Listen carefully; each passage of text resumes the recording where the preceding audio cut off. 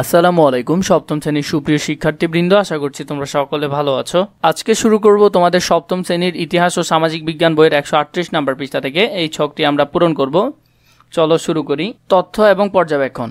পানির প্রবাহের হার, পরীক্ষণ ড্রের অবস্থার চিত্র, বালুতে কম পানি প্রবাহ, বালুতে বেশি পানির প্রবাহ, নড়িযুক্ত বালুতে পানি প্রবাহ।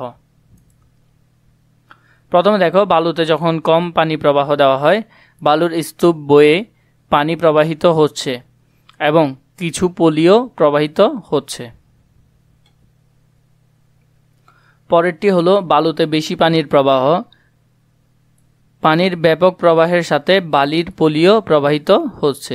নড়িযুক্ত বালুতে পানির প্রবাহ, পানির স্বাভাবিক প্রবাহ বাধাগ্রস্ত হচ্ছে এবং পলি পরিবহন হচ্ছে না। এভাবে নদীর দ্বারা পলি এসে জমেই বদ্বীপের জন্ম হয়েছে। বাংলাদেশের অধিকাংশ ভূখণ্ড বদ্বীপের মধ্যে পড়েছে।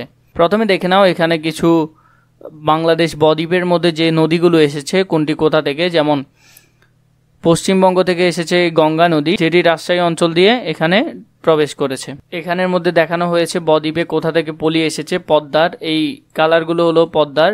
এই পদ্মা এসে বদ্বীপের এই অংশটুকু তৈরি হয়েছে। মেঘনা নদী দিয়ে তৈরি হয়েছে এই অংশটুকু এবং যমুনা দিয়ে তৈরি হয়েছে এই অংশটুকু। এভাবে বাংলা বদ্বীপের সৃষ্টি হয়।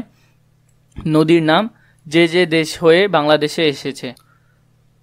প্রথমে দেখো, নদীর নাম গঙ্গা। ভারত, যে যে দেশ হয়ে বাংলাদেশে এসেছে, ভারত হয়ে বাংলাদেশে এসেছে। এরপর দেখো ব্রহ্মপুত্র, এটি ভারত থেকে এসেছে। মহানন্দা, এটি এসেছে ভারত থেকে। করতোয়া ভারত থেকে এসেছে। আত্রাই, তাও ভারত থেকে এসেছে। কুশিয়ারা এসেছে ভারত থেকে। সাঙ্গু নদী এসেছে মিয়ানমার থেকে। মাতামুহুরি এসেছে মিয়ানমার থেকে। নাফ নদীও এসেছে মিয়ানমার থেকে। রায়ডাক এসেছে ভুটান ভারত হয়ে বাংলাদেশে। সুরমা এসেছে ভারত হয়ে। মনু এসেছে ভারত হয়ে। খোয়াই নদী এসেছে ভারত হয়ে। গোমতী নদীও এসেছে ভারত থেকে।